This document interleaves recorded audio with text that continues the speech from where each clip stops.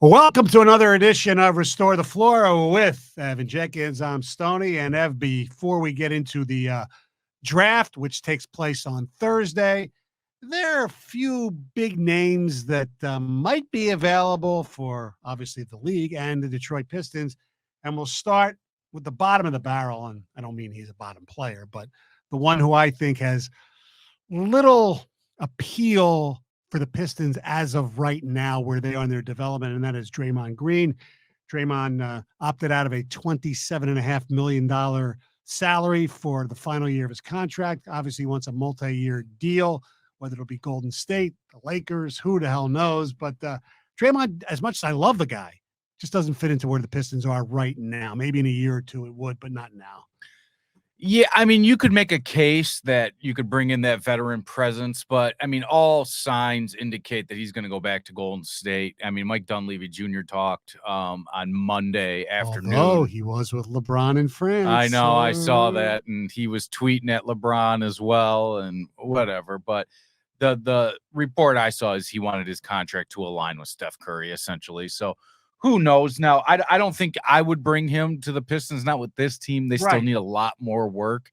Now, if they were one piece away. Yes, absolutely. Yeah, pay him $30 million a year for 2 years and get it done. But right, he's 33 years old. He'll be 34 in March. I don't feel like he's 45. Like we've been, but that's probably because we watched him here as a true freshman and everything. But yes. I mean, he's one hell of a player, just not for here. Right. The other player out there is Zion Williamson. And I think you and I are on the same page with the Pistons, where they are in their development, with the way Monty Williams has a reputation of developing young players.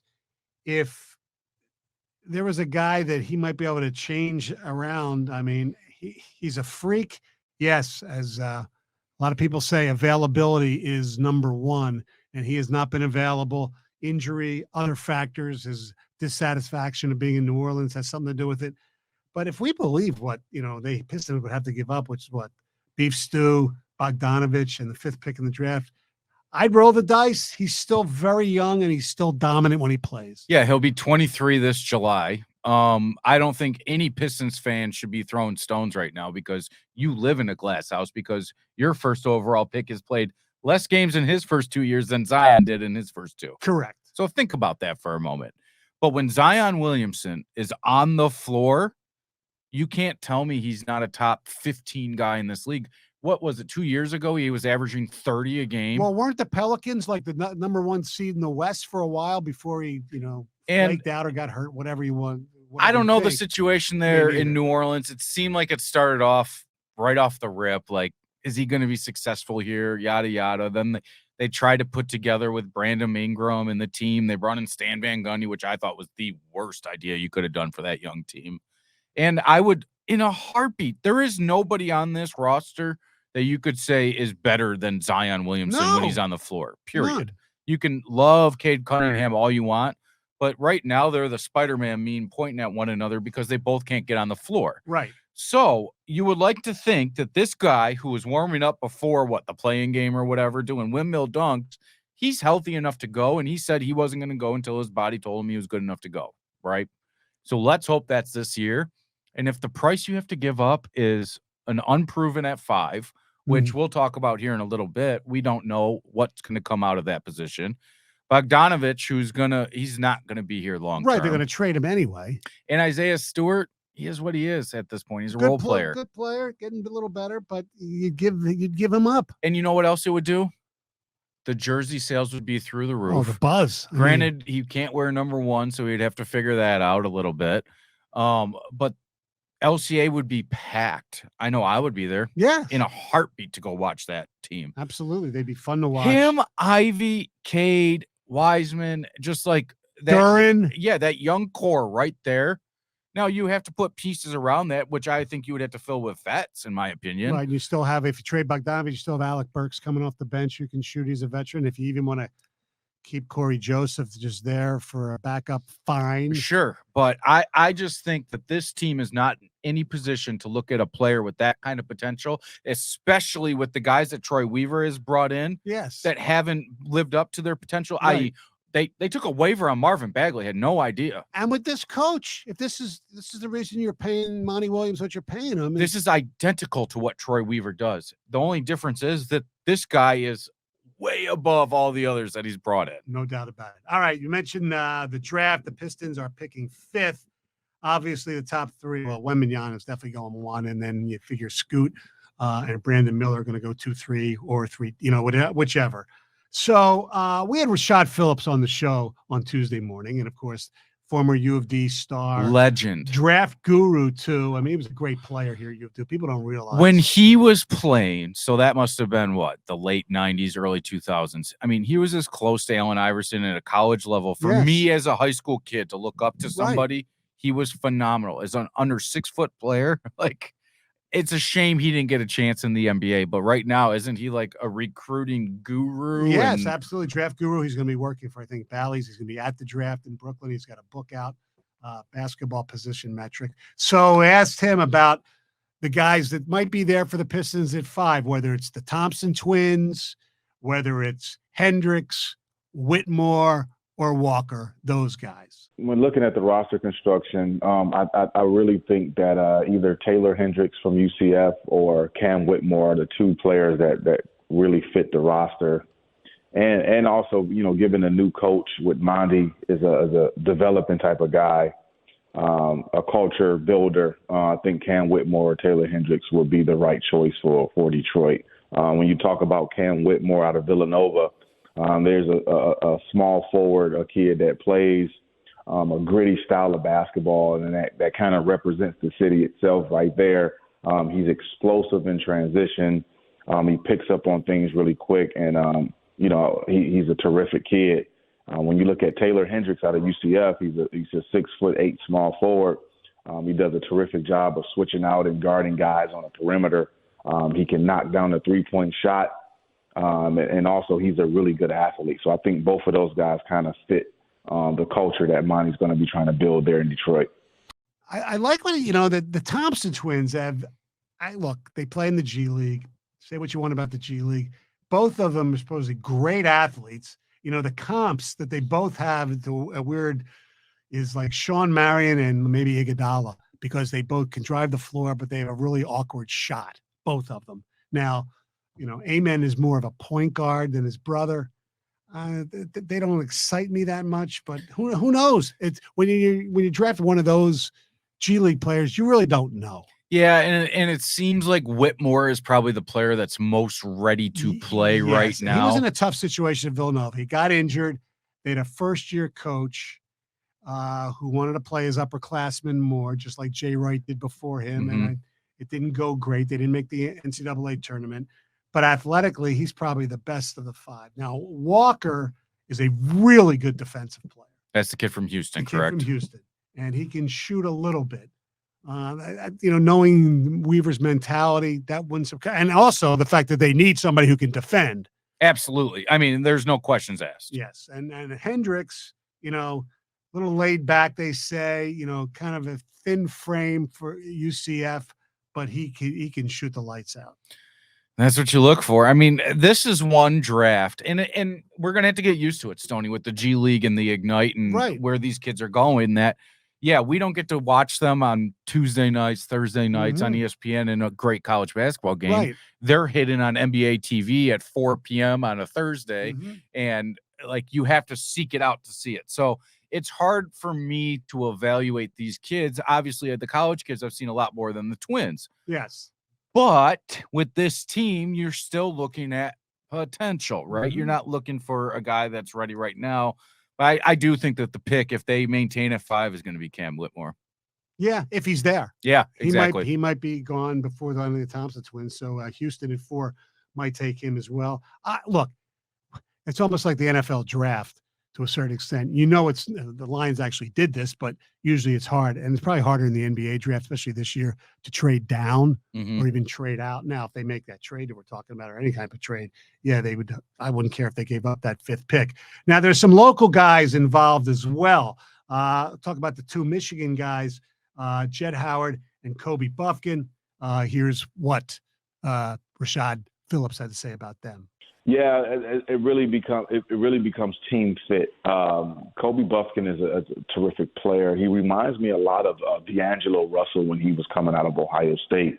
Really smooth, left-handed, really good shooter, excellent speed, can play out of the pick and roll. So he has some value there because he has some offensive tangibles that are really marketable at the NBA level. And when you look at Jet Howard, here's a kid that's a 6'6", 6'7" small forward that does a terrific job of getting himself open and can knock down shots. He has a excellent frame, and obviously the pro pedigree of his father helps him a lot. Both guys will be first-round picks. I think Kobe Buffkin may come off the board first, but it also depends on what the team's needs are. So both kids are terrific, and I like their futures. Where are you on Jet Howard? I think Jet Howard can shoot the rock. I think Jet Howard didn't necessarily develop his freshman year. He started off hot as could be, like right off the rip, and he got hurt. That hurt. That definitely. It did, but I just never really saw there. I guess the Iowa game, but they lost on the road. He kind of tried to take over, but you would want to see a kid like that be able to take over. Mm-hmm. Now the other kid, Kobe Buffkin, just kept getting better. Yes, the exact opposite of Howard, in my humble opinion. You saw his progression go straight up, and at the end of the year, he was the one trying to take over games. Right, and I read a scout said what's great about Buffkin is he didn't play a lot his freshman year and didn't pout and transfer. No. He showed a maturity to stick it out and learn. And, halfway through last season, if you would have told me, that Kobe Buffkin would be opting out and entering the NBA draft, I said, you're crazy. And then as it got even closer to the end, I said, nah, he should probably stay. Yeah, but when you what? saw him, you were like, oh my God, first off, how old is this kid? It doesn't look like he's old enough. No. And then, but yeah, you saw that progression almost like, listen, they're a different kind of player, but like a Cassius Winston. Once he got comfortable and got into his own and confident, right, he became one hell of a player for the Wolverines. And there's another local kid that Rashad Phillips knows quite well because he went to the same school as he did. Also a little guy who can light it up, and that's Antoine Davis. Yeah, absolutely. I mean, first of all, when we try to put stipulations on players is what I don't like. I mean, when you look at Antoine Davis, there's nothing about his physical stature that holds him back from being the greatest scorer of our generation, first of all. So when you look at what he brings to the table, he does something that nobody else in the draft can do, and that's put the ball in the basket. Last time I checked with basketball, the team with the most points wins. So you always got to find a guy that can do that, and there's nobody in the draft that can do that better than him. He's a terrific kid. He's a hard worker. He deserves a shot. No, not only just a shot in this league, he deserves a roster spot in this league for what he's done and what he's capable of doing for an NBA franchise. I mean, Rashad, obviously, you heard him, thinks that there's a place in this league for a guy who can score like he can. I still don't see it. Neither do I. But maybe, listen, I just worry about him defending. I don't think he's going to get drafted. He's one of those kids that's going to get taken, to play on a G League team and to see what he can do. If he goes out there and he scores 35 a night with the G League, it's going to be hard for that team to say, you can't play for us. Now, I have a question for you because I know where Antoine Davis goes down in like college basketball history.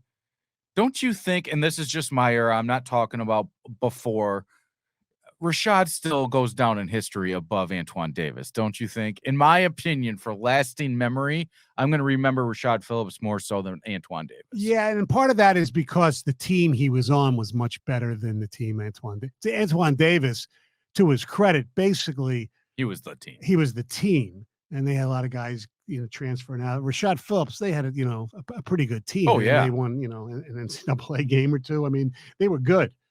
Perry Watson did a great job with them.